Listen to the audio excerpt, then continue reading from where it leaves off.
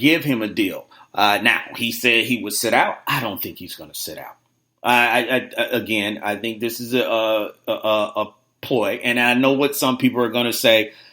Well, Emmitt Smith sat out, and look what happened. That was a different situation. They were coming off of a Super Bowl run, and Emmitt felt disrespected, and he didn't get the money that he wanted, and then we saw what happened. He missed the first 2 games. They're falling apart, and then Jerry Jones cuts the check for him. This is a little bit different situation. They're not coming off a Super Bowl run. They are trying to make a Super Bowl run, but their contract situations weren't exactly the same, where everybody was looking to get paid. And also, Emmitt didn't have any off-the-field issues. And I think along with his contract being not up immediately after this season, along with the outside stuff that have happened, and also they could franchise tag him, to try and stretch this payment out between Dak, Amari, and the rest of the Cowboys that are looking to get paid. They may start to, as crazy as it might sound, they may start to devalue Ezekiel Elliott at this point. He's an awesome player. He's a unique player. There are not many like him in the league, so you have to be smart about it, but I don't think he's going to get paid. I think they're going to call his bluff, and he's going to come into camp. He's going to play. Hopefully nothing happens that impact him from getting this contract in the future. I do think he will get a contract in the future, but I don't think that the Dallas Cowboys are actually going to step up at this point with the other guys that need to get paid and say, hey, let's go ahead and pay Zeke. When we have our franchise quarterback and another franchise wide receiver in a passing game, because they could get away, from the running game. I know they got that line, and maybe they'll, change it up. But the other thing is Kellen Moore. He plays a part in this whole thing as far as like how this offense roll. Will he be throwing the ball more? And if he is, then unfortunately that devalues a little bit of more what Ezekiel Elliott brings to, the team. So, but Melvin, I think he gets his money. I think your deal gets done. Zeke, I think they just tell him, we'll get your deal done. We just need you to wait and go ahead, come to camp, play this year, and we'll figure it out from there. So that's just my thought in that whole thing. But in the Wait a Minute Show chat room, let me go in here and read some of your comments. Chef Matt Farrell, he said, Dallas ain't paid Prescott yet.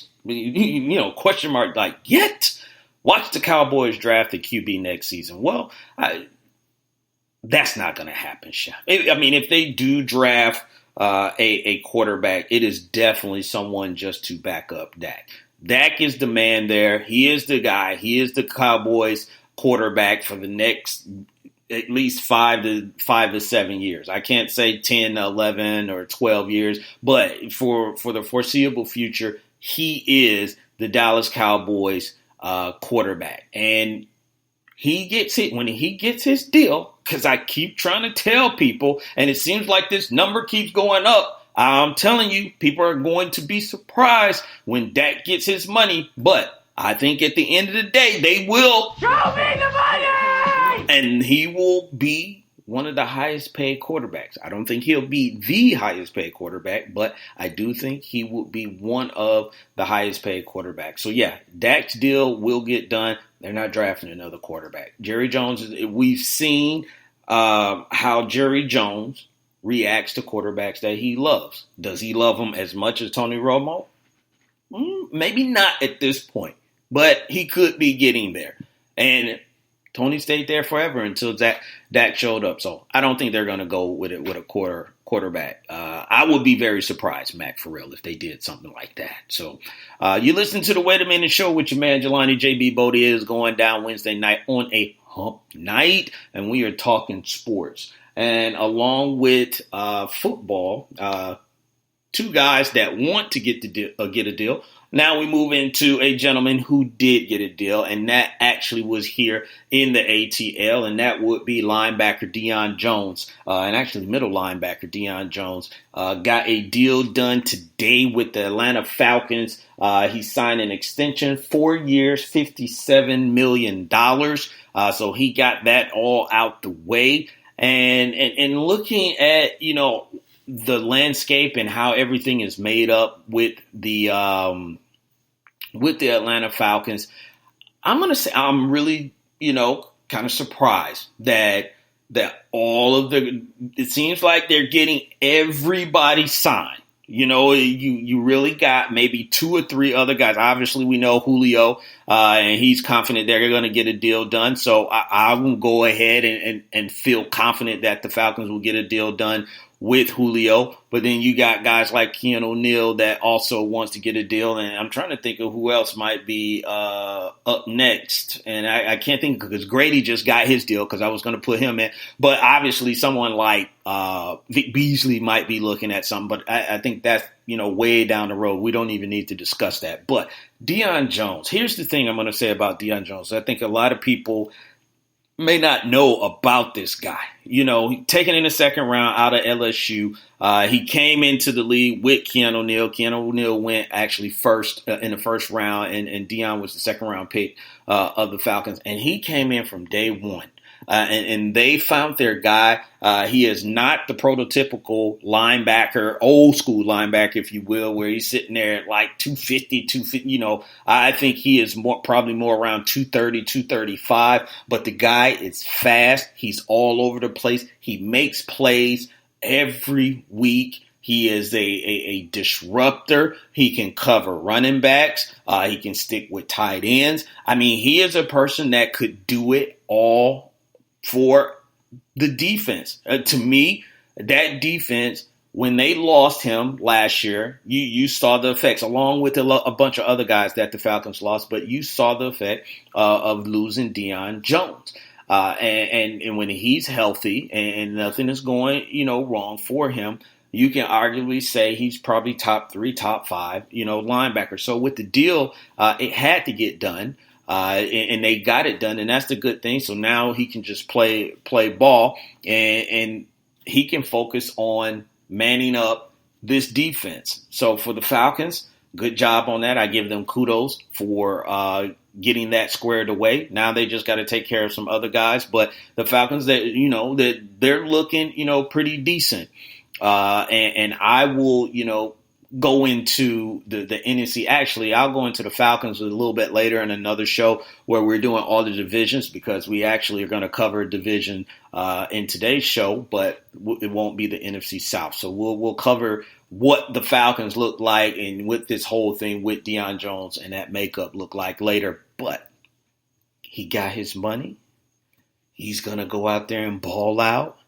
And I think everybody's going to be happy. But I will say this, the Falcons, now that they, pretty much almost signed everybody, you got to think that they are looking at trying to make it a run here in the next 2 to 3 years, with a window of trying to make some noise and obviously get back to the Super Bowl and try and finish business that they did not finish the last time. So in the Wait a Minute Show chat room, let me go in there again. Clutch Conversation says, don't worry about things at the top of the NFC East, Mo Cheese. He's talking to one of the other listeners here. We bird hunting again this year. So this is some really disrespectful stuff by Clutch Conversations about the bird hunting. I just don't, I didn't know cowboys hunt birds, but maybe that, is something new that I had never heard of. But at top of the NFC East, I'm not ready to jump on board with that just yet. And of course, we'll be talking about the NFC East in a future episode. So maybe that might change my mind. But at this point, to me, I see the NFC East wide open for 3 teams. And probably more it'd be a 2-team race, but possibly 3 teams that could compete for the NFC East. NFC East goes back and forth, but Clutch is a little bit more of a probably biased Cowboys fan, so I'm sure that's why he feels the way that he feels. Chef Mac Farrell said if Zeke sits out, the Cowboys are going to run him. If he doesn't sit out, the Cowboys are going to run him into the ground. Well, yeah, they're going to run him into the ground regardless. Sitting out, standing up, spinning around, whatever it is, they're going to put a ball in his hand and tell him, "Go, young man, go."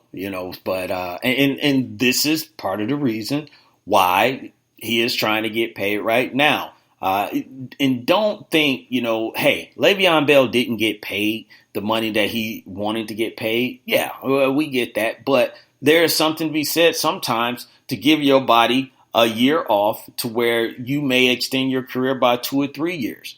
And I think these guys are getting a lot smarter, and they are, saying, hey, I need to get a deal done. I need to get something that is going to cover me because you're already trying to devalue the position. You're already trying to do a running back by committee, and everybody else is getting paid. Quarterbacks are getting paid. Defensive linemen are getting paid. Cornerbacks are getting paid. A lot of wide receivers are getting paid. There are a lot of positions that are getting paid before the running back because of how they view it. So, yeah, they would run him into the ground until they can't use him anymore. And then they'll say, well, he just doesn't have it.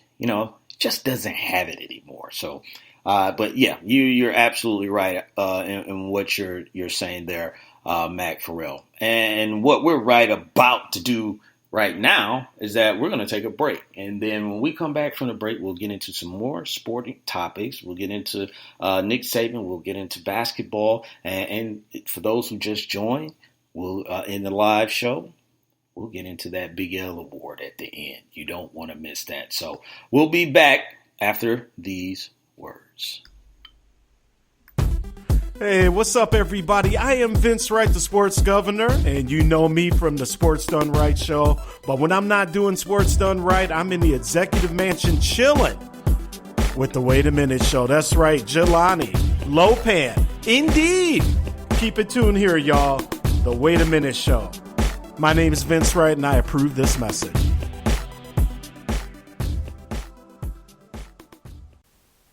Attention, all sports fans! If you're someone who wakes up each morning with a list of sporting events to go along with your to-do list for the day, then you just might be a diehard. The world of sports is as vast as the ocean is deep, including the major leagues, the minor leagues, the college, and everything in between. This is me, your boy Larry B of IE Sports Radio, welcoming you to join me every Monday evening at 4 p.m. Pacific, 7 p.m. Eastern on The Defining Moment, a show that focuses on what really matters in the sports world, sports themselves, and nothing outside of them. Once again, tune in for The Defining Moment with me, your boy Larry B, every Monday evening at 4 p.m. Pacific, 7 p.m. Eastern on IE Sports Radio, right here on Spreaker.com. We'll see you there.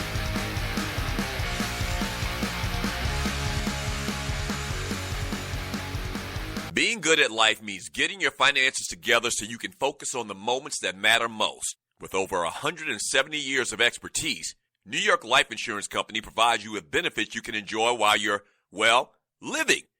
So give me, Doug Stewart, your local New York Life agent, a call.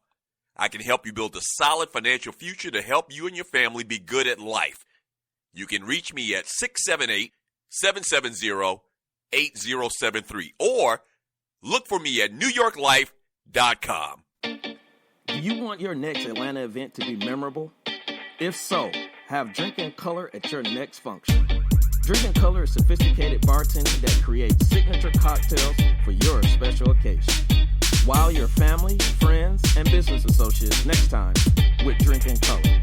You can contact the owner, Kiki Lewis, at 678-813-7102. That's 678-813-7102. You can also email her at drinkandcolor@gmail.com and follow on Instagram at drinkandcolor. And tell her you were referred by the Wait a Minute show. Drink and Color, cocktail catering. Let the cocktail sparkle at your next event.